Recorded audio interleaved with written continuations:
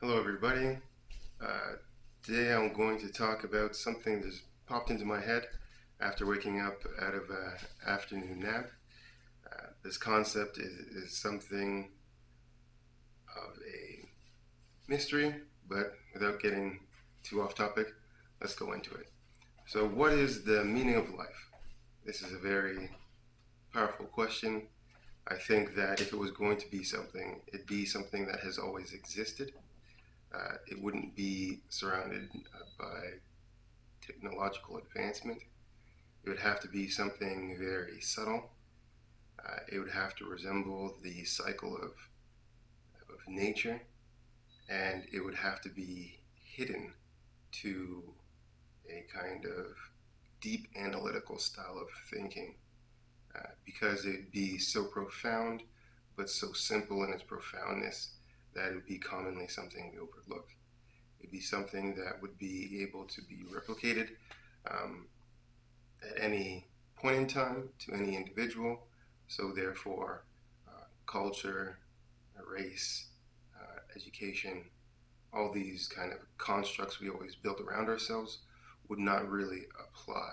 It'd be something probably most easily seen in something that has not taken on the characteristic of the world yet. This is going to be childlikeness, or in children, it'd be this thing about them that kind of brings wonder to the adult, meaning that it was something that we had and then lost, and we can only find our way back through a style of symbolism. Um, in this way, I would assume it's something like a rainbow. We often say all the colors of the rainbow, and if we look at there's many different colors, as something that happens only in a specific circumstance. It's created in the sky, um, and in this way of representing all the colors except for black, we'd say that is a rainbow. But to be a little bit more honest, I guess if we're looking at all the colors of the rainbow, all the colors that are there are symbolic of black, black holding all the colors in one. So it'd be something like this, still playful, joyful, mystical, all these things wrapped around it. So what if, and this is me just taking a big jump and an attempt at trying to look into something, I have no absolute assurance that this has anything to do with the actual meaning of life, but I think half the fun is trying to make an attempt and then learning from it and continuing. And maybe, no, you never know, somebody down the line might come up with some theories off my thoughts and solve something even greater than I hope to. So here we go. So the meaning of life, I would think, would have to be surrounded by a very specific circumstance. So imagine, with me, if you will, that each action that we take is a way of kind of quantifying what life is. In these actions we take, there is a greater purpose for them. They're not just about the actions themselves.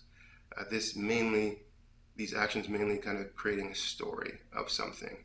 The story again has lots of key components.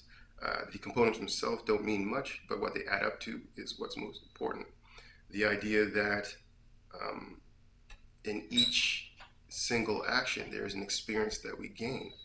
Any action creating multiple experiences or parts of experience. If we had to then be at a certain level of thinking or rise to a certain level of thinking, this not being very complex but more universal, and again open to everybody, then we are truly going through life looking for an experience. Generally, I think this is what's meant by wanting to be happy, right? Something to seek after. How do you gain happiness? You think it's in the action themselves. However, there are multiple actions that have slight pieces of the definition of happy in them. And accumulating all these things from a way of valuing those smaller experiences, we come to the understanding of what happiness is. All things then being accumulation of smaller experience leading to a larger expression. Once we are at the kind of, would say, not mental understanding, but kind of a mental awareness, openness to this thing happening. And we're not just blocking out the actual feeling of what we'd call happiness, then we're more open to receiving the other things that accumulate to that experience. Now, you'd have to, again, be able to acknowledge this value. You'd have to be able to gain value, you have to have and lose, and then refined, building different levels of appreciation for that thing. And once we've achieved a certain level of this, we'd be able to again see it represented in all things. In a sense, nature. In a sense, the pattern of life. In a sense, the pattern of growth. In a sense, the pattern of experience and happiness. Now, if this were the thing, you'd see how so many people might miss this thing.